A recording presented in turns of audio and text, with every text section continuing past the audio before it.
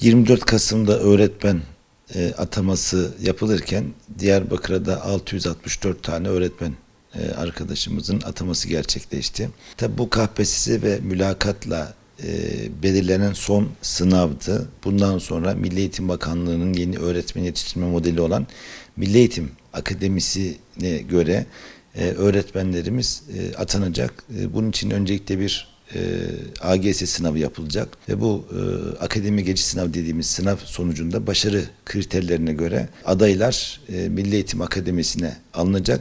Akademide aldıkları eğitim doğrultusunda başarı derecelerine göre de atamaları gerçekleştirilecek. Bunun için de 10.000 öğretmen atamasının yapılacağı duyuruldu.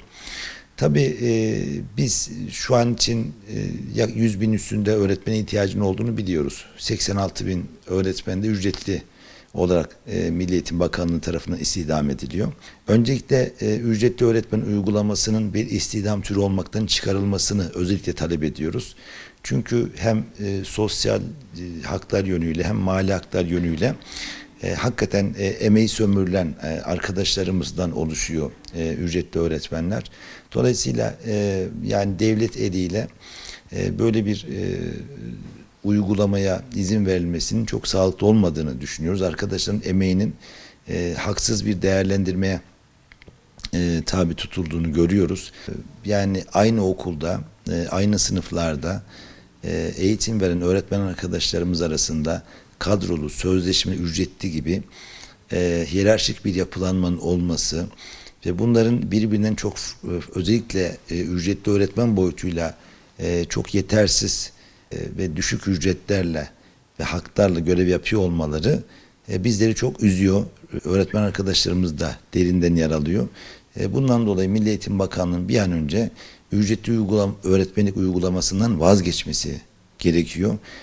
Sadece tek bir istihdam türü olan kadrolu öğretmen uygulamasının değerlendirmesinin gerektiğini düşünüyoruz. Yine Milli Eğitim Bakanlığı'nın akademi giriş sınavıyla birlikte 10.000 öğretmen atayacağı ve bunun için branş ve kadro dağılımıyla ilgili gerekli çalışmaların henüz devam ettiğini biliyoruz.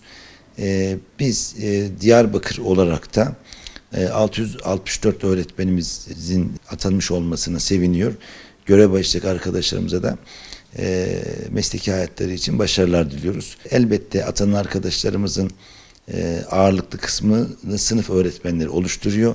Yarısından fazla sınıf öğretmenlerinden oluşan arkadaşlarımız.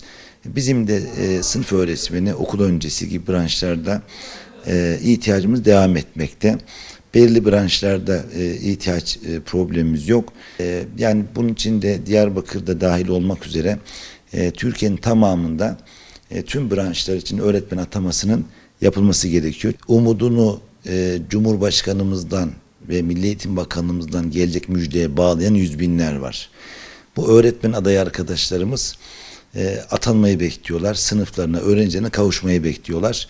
Biz en kısa zamanda Milli Eğitim Akademisi'ne alınacak öğretmen adayı sayısının güncellenmesini istiyoruz. Cumhurbaşkanlığımızdan ve Milli Eğitim Bakanlığımızdan gelecek müjde umudunu bağlayan yüz binler var. Bu öğretmen adayı arkadaşlarımız bir an önce öğretmenler sınıflarına ve öğrencilerine kavuşmak istiyorlar. Bunun için de Milli Eğitim Bakanlığımızın mutlaka 10.000 öğretmen atamasına ilişkin yaklaşımını yeniden revize etmesini, akademiye alınacak öğretmen sayısının artırılmasını istiyoruz.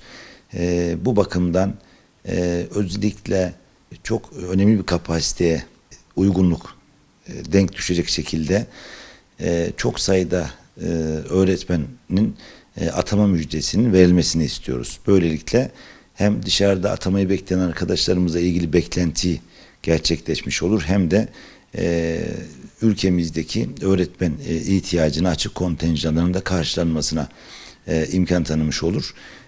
Böylelikle ücretli öğretmenlik uygulamasının da önüne bir önemli oranda geçilmiş olur.